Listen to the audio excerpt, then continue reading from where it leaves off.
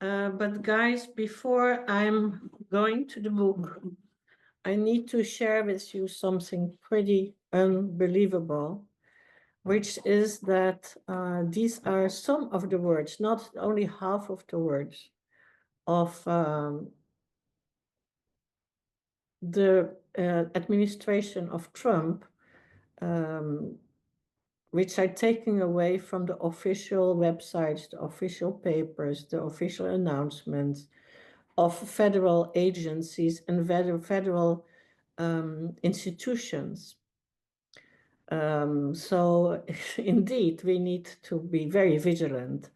And this is not over, and this is actually really becoming a sort of race against most of us audience today, for instance. And not only are things like gender diversity and so already on this list, but it's also victims, because Mr. Trump is not keen on victims. He finds them stupid. There's, of course, the they, them, and the transgender. There's all sorts of minorities. There is all sorts of everything about climate crisis. You're not supposed to talk about it. Culturally appropriate, forget about it for the future. The Gulf of Mexico, obviously. But what I found very, very, very calling me and strange is there's the word female, females, feminism, and woman. In the bigger list, there's also woman, and womanly will no longer be used in that area of that political field. So this is very, very, very critical. And we have to be super, super alert that we're not losing more of our being and of our reason to be than we already did. So please fight back, be vigilant, be aware, call your representatives, make a fuss, have activist things, write about it, podcast about it. We really need to be very, very careful. Sorry to be a bit of a party pooper because it was such a nice afternoon, but I needed to say this. So these are the two Proud South books. I'm very proud about their allure, the allure which is designed by Mariola Lopez, Marina, she's working with us, on the making of the object of desire, in fact. So the first book, the Golden Book, is about fashion and photography and has been feeding most of the speakers of today. And the next book is about craft. So it's about craft design, which is equally exciting and which will lead to another seminar, I'm sure, in a year or so, when we are on our way of highlighting what this is all about. Sorry. So we curated this book, the three of us, and it was really, when I met this woman, Kimani, a graphic designer who loves fabric and baskets. I met her at the conference in Indaba, so a long time ago. And when I saw her dressed in indigenous fabrics and details, but being a very modern woman herself, I felt, okay, now we're there. Now have a new page. Now we connect with the past. We connect with the ancestors, and we bring that into the future. So I owe her this observation. We start with discussing why we go south and what is motivating us, and then we make pictorial about original photos and how they are influencing contemporary photography. So on the left, it's always an ethnic photo, and on the right is how this is translated in contemporary design and contemporary fabrics and contemporary styling and even dress. We hint to the importance of the different religions, such as Protestantism, Buddhism, Taoism, Hinduism, and so on. And in a small sector, which is about religious inspired images, which are again sometimes fashion images, sometimes more just photographic studies. Here is the Gleason photo we saw before. There's humor, obviously, in all this. And the most humorous photographer of today is Bruce Lambarat. He is living in Belgium, but he's born in Morocco. And so he's using these two origins, if you will, in his work. And Belgium gifted him with this sense of humor, and Morocco gifted him with a sense of space and tradition and belonging, I would say. His work is becoming very, very famous at this point. He loves branding, as you can see, and he sees brands everywhere he goes, which is very funny. And he uses, no matter what is in his surroundings, to create his amazing work. It's a very free way of working. It's only recent that that he's actually doing also real fashion work or real advertising work. Labor in workwear is very important in all southern countries. Obviously, there is always the echo of the slavery, which is somehow never gone yet. It has to linger because we still have to work on digesting a very dark page of our history.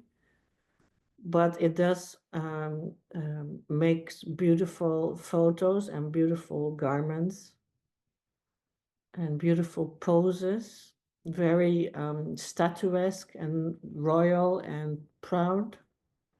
And here is this Omar picture, which is a fabulous one of the new series, because I've never seen somebody who is making his own person, the subject of photo, repeat himself and then only have one staring into the lens. It's a remarkable, remarkable picture.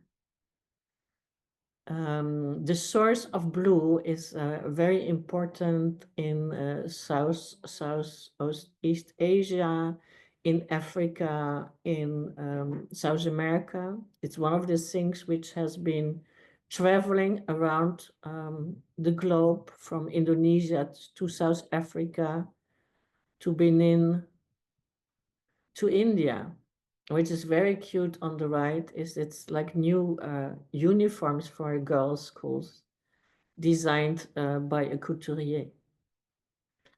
We saw the picture of Perrault, the film, and Perrault is a house I really like. I call them Laura Ashley on steroids, because they are overly decorating, overly making things beautiful. And it's a very powerful, adorable brand. We spoke about touch in terms of styling, photo styling, garment styling, all the different layers and fringes and pleats and pompons and everything which is three-dimensional, colorful, giving identity to people and photos. There's something very young in the real batik bubu fabrics of Africa. As you know, they come from Indonesia, and then they get their own identity in the African continent, but they are often designed and printed in the Netherlands, which is a crazy story. In any case, they are now going beyond fashion into interior, into beading, and it's just so sort of a very happy, colorful thing. Carla Fernandez is from Mexico. She's a very important cultural figure in fashion. She works with artisans, which she lets make with her, design with her the collection. So it's a collaborative effort. And she made a very important manifesto, and I can highlight some points. To be original is to go back to the origin. We don't think about it as often, but to go back to the origin gives you the originality. Fashion is not ephemeral. Tradition is not static. The origin of the textile is the earth. In true luxury, there is no oppression. That is a very important one today, because we still find messages in clothes to say that somebody has been in slavery to create these pieces. Everybody is beautiful and emanates vitality. We are a collector, no longer a consumer. We are one and we are many. And it's the process which can be seen as a legacy. Proud Loud is the design by Max Rosa. It's Leduma, he's here reclining in a chair, who is using the images of his tribe, of his ancestors, and brings that into the field of textile, mostly knit. We call him the African Misoni because he's very faithful to his patterns. He keeps working for men, women, interior, very successful brand by now.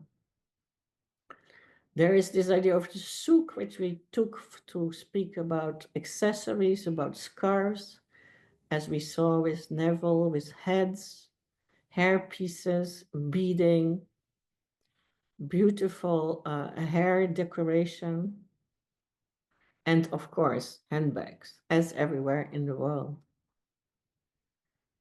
When we speak of the South, we cannot not speak of nature and flowers. So flowers is a very big thing in our lives with bloom. Very beautiful makeup, very beautiful headpieces, incredible styling, incredible layering, insane beauty.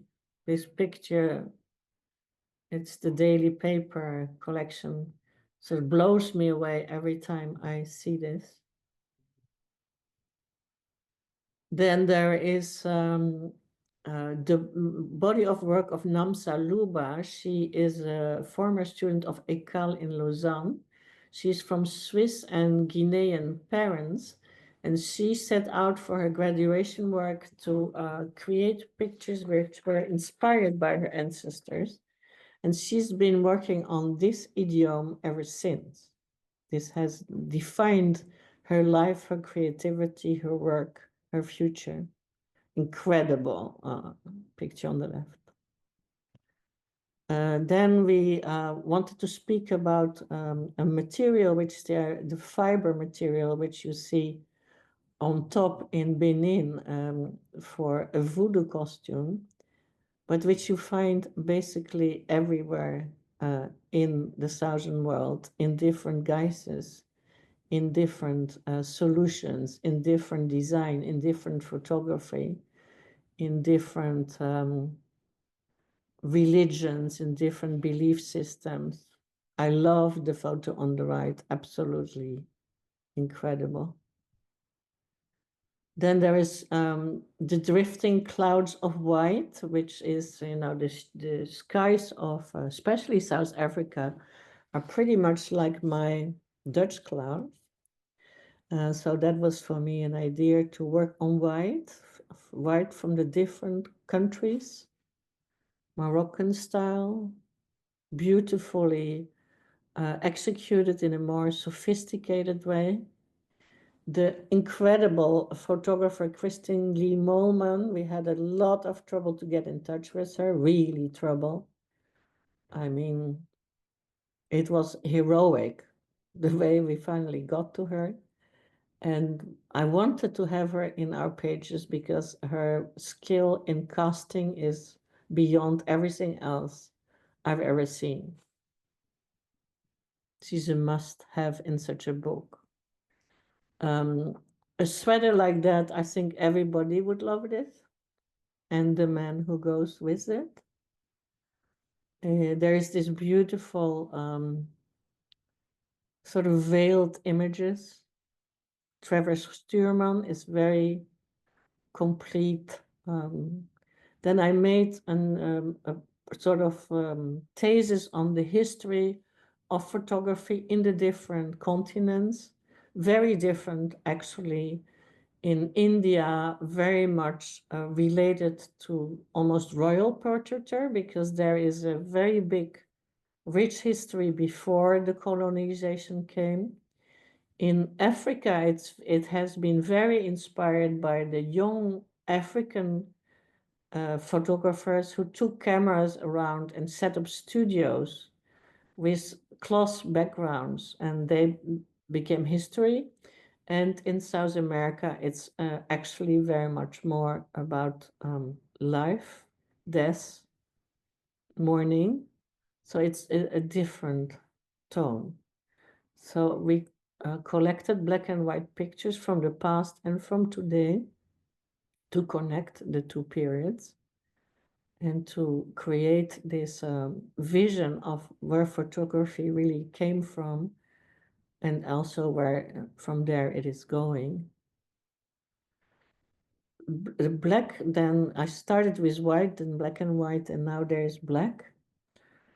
Again with Christine Lee-Malman, amazing mise en scène. The way the photographers in the South use the landscape is very different from the way we use them in the North. Beautiful layering.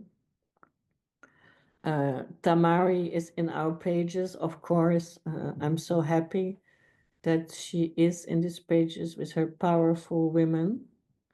And this is such a fun story because when the book was finished, I had a young boy intern who looked at the whole book, and he was scared about this image. And so I said to him, do you think that maybe it's you in the pot? And so he was, very much laughing. It was very joyful, but it was, there was some of this. This is female power, at its strongest.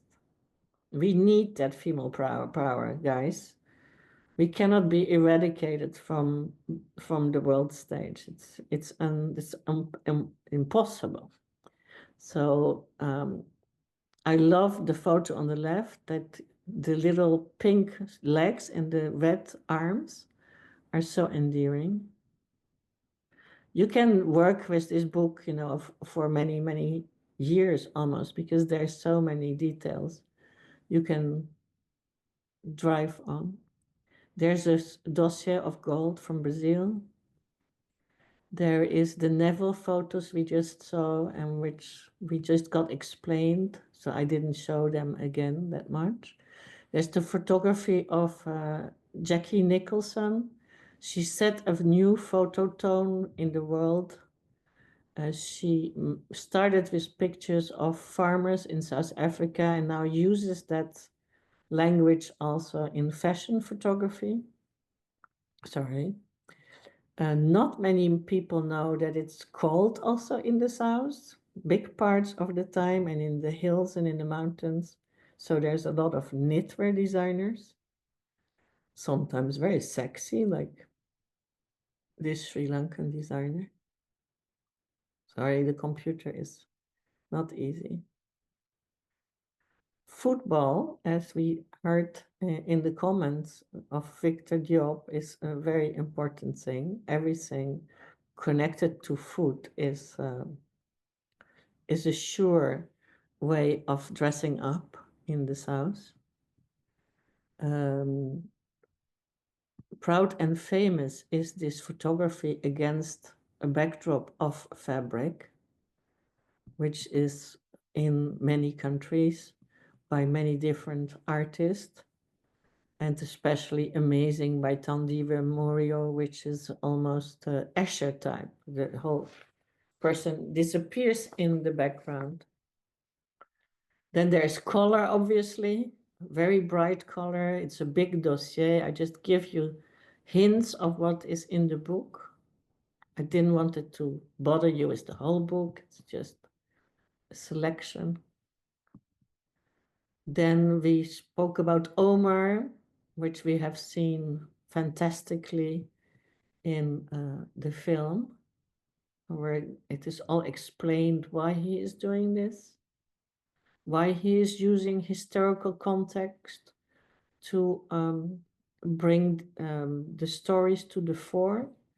And it was actually very interesting to see that in many of the work we saw today, it has a great historical foundation, which I didn't realize as much as I did today. So I learned something really. You see how it's a family of thought, really. A family of, yeah, the sort of the historic education is very, very strong in these amazing images. And again, from all over the South. So that's the book. And then there is the new book, which is on craft, which is a direct link to humans have with their ancestors and the beginning of civilization. Everyday life would request vessels, containers, mats, and blankets, as well as rudimentary tools to have a minimum of household requirements. Cooking, washing, storage, and sleeping are organized using functional objects from earth, forest, and fiber. So this is just a few pictures, just to whet your appetite. Craft is earth. Craft is ritual. Craft is versatile. Craft is a language, for sure, in the work of Andile.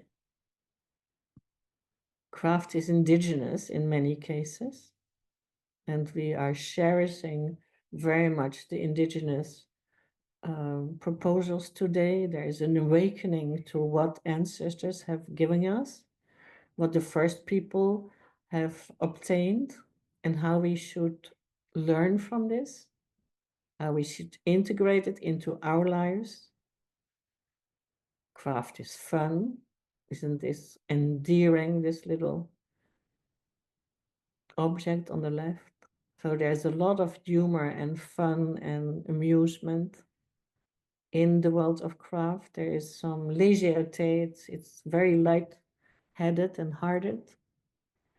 It says, "Put me on a pedestal, please." Its craft is very emancipated. It's also very inviting, arms wide open, like, come here and sit on me, sit in me, sit with me, relax, you're safe. Craft is Inca. It's really early South American influences. In all the different countries this is happening, but mostly in Mexico. Mexico is going through a super rich history of their craft design.